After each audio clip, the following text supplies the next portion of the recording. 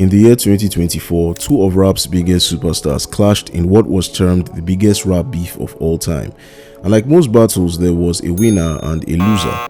The ripple effects of that battle have sparked enough conversations that still go on to this day. And through the muddy waters of allegations and lawsuits, there has been no shortage of conversations about the future of both artists. But we're here today to talk about Kendrick Lamar and the discourse surrounding his latest features with Playboi Carti. Disclaimer: this video is not going to be talking about allegations or conspiracy theories. This video is strictly going by the words of the media and the music of the artist. But before we go on, don't forget to like and subscribe. Kendrick Lamar is one of rap's biggest assets. I always considered him to be a gifted artist. Not just talented, but gifted. Like, his brain doesn't work the way the average rapper does. He burst into the scene in 2012 and has had a very impressive career. He rose to prominence with his Good Kid, M.A.A.d City album and became one of the leaders of his generation alongside Drake and J. Cole. Right now, I don't think there's any rapper, maybe Kanye West, that has as good of a discography as Kendrick Lamar does.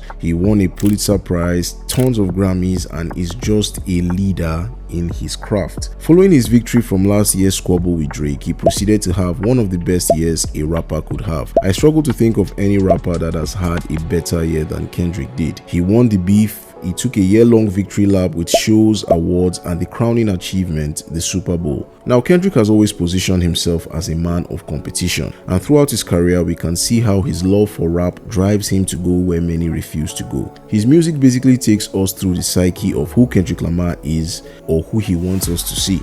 His music has dealt with themes of love, faith, pain, trauma, and healing. And if you have followed Kendrick Lamar's career, you could argue that Kendrick is his own biggest critic. And if Kendrick can criticize Kendrick, why can't we?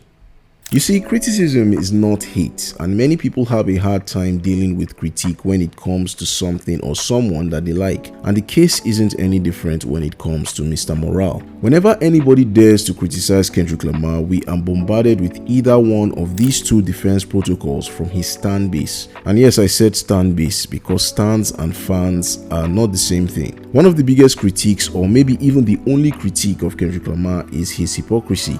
And whenever you point it out, his stans will tell you, "He told us he was the biggest hypocrite," or "he said he was not our savior." And while this is true, Kendrick Lamar is not above criticism. Him calling himself a hypocrite does not mean we can't call him out for his hypocrisy when he's being hypocritical. And this defense stance doesn't make any sense, because if you listen to the song where he uttered this line, you can see that he referred to himself as the biggest hypocrite of 2015. And he followed that line up with, "When I finish this, if you listen, then sure you will agree." In other words, that statement applies to that specific song. But Kendrick's stans have used it as a cover for every time Kendrick is criticized. Whenever I see these things, the notion I get is quite clear. You are not allowed to criticize Kendrick Lamar. Two things can be true. Kendrick has always presented himself as a flawed human being. He talks a lot about a lot of faults he finds in himself and how he takes steps to be a better man. But also, Kendrick has tried to have it both ways. And to deny that is to deny reality. Again, both things can be true. Kendrick is a flawed human being, but also Kendrick tries to have it both ways. The general consensus is that in a rap beef, you can say whatever you want to because it's a battle. So I'm not going to be using any of the songs released in that battle. And while I agree with that sentiment, the problem here for me is that when that beef started, people tried to make it a moral battle. Masego tweeted this when that beef started. A lot of people agreed with this sentiment. Hip-hop media have hailed Kendrick as being morally superior, and Kendrick himself said this when asked about Not Like Us, which is just the biggest crock of shit I've ever seen, but we'll take him by his words. The truth is that Kendrick himself and his stans have always put him above everyone else as a beacon of morality. They consider Kendrick and themselves the purveyors of morality in rap. Again, these two statements do not absolve him of any critique, and they are not covers for hypocrisy when it arises. I feel like I have to keep repeating that.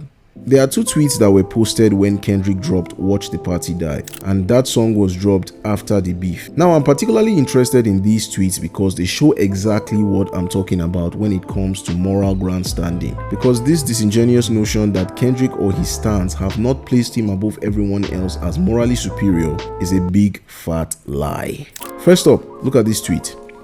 I mean, can you get any more pretentious than this? This tweet portrays Kendrick as the leader in the war on degeneracy. He even says that the gods will prevail, which stands to reason that Kendrick was bringing in a revolution, a change that the rap world desperately needs. And the truth is, you can't change what people like. My question is this. Rap music has always celebrated degeneracy. Rap has always promoted drugs, homicide, violence, sex, and so on. How did Kendrick become the leader against the war on degeneracy? If Kendrick himself has said he is not our savior, why are you expecting him to save rap from degeneracy? The uncomfortable truth is that Kendrick himself has allowed that narrative to run for a long time because that's the persona he embodies. This savior narrative did not just spring up out of nowhere. And if you think I'm lying, read the lyrics on Watch the Party Die. Influencers talk down because I'm not with the basic shit. But they don't hate me, they hate the man I represent. The interpretation of these lyrics refer to Kendrick as a street prophet. And if you don't know what a street prophet is, well, here you go. The second tweet is just...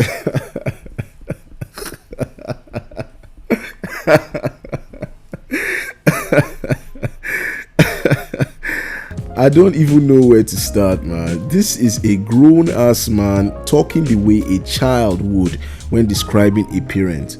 How do Kendrick stans see him?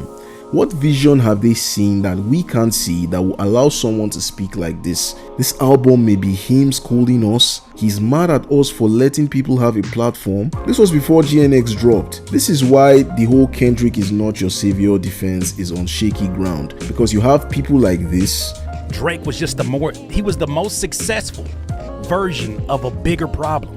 And maybe it doesn't just start with a Drake. Maybe it's a reflection of where society was at that point in time. Or Ebro. Thanks for fighting for hip hop, man. Oh, for sure. For fighting for hip hop. It is. Or the average Kendrick stan. He is a representation of hip hop's vanity, hip hop's obsession with the worst things, and hip hop's obsession to always be constantly in the party mind state. So this is more than Drake. This is its time to watch that end. This one even wrote a whole dissertation on why Kendrick compares to a biblical figure. These were the discussions that happened as a result of the release of Watch the Party Die. This man even called it a holy war. So what are we saying here? So as much as people want to hide behind these two statements and feign ignorance and act disingenuous about the moral grandstanding of Kendrick Lamar, the evidence shows otherwise. Kendrick calls himself a Christian, so I'll quote the Bible. You cannot drink the cup of the Lord and the cup of demons. You cannot partake of the Lord's table and the table of demons. You cannot have it both ways. I'm not calling anyone a demon, but you can't climb to the top of the mountain and then scream platitudes at the rest of the industry while picking and choosing who is worthy of critique. You cannot say all of that and then align yourself with a lot of questionable people. Trust me, I am a Kendrick fan, but that's not how it works, and it doesn't make you a hater because you call it out. All you have to do is read the lyrics to Watch the Party Die and you'll see all the moral grandstanding that Kendrick did on that song and how his actions are direct contradictions to what he says. In an interview in 2015, this is what Kendrick said. I don't fault other artists. I don't say this person should be doing that. As conscious as my music sounds, I would never point the finger because every day I make mistakes. So that was a fucking lie. These are his words. So yes, he has called himself a hypocrite in 2015. Yes, he has said he is not a savior, and I acknowledge that, but that is not enough to defend him when he clearly portrays himself to be a messianic figure. So are we allowed to criticize Kendrick? Of course. Kendrick is one of the greatest artists rap has ever seen, but he is not beyond reproach. His excellence has earned him a lot of merit, but it has gone way too far to cult-like heights, and the fans and the media should hold him accountable because these two statements are not ways to defend blatant hypocrisy. None of this critique would even materialize if Kendrick and his stans have not positioned him as a moral authority on rap. So even though Kendrick has let us know he is imperfect, he is flawed, he also wants to be seen as a savior-like figure, and whether he admits it or not, his actions have shown that. I mean, this guy has positioned himself as a literal messiah.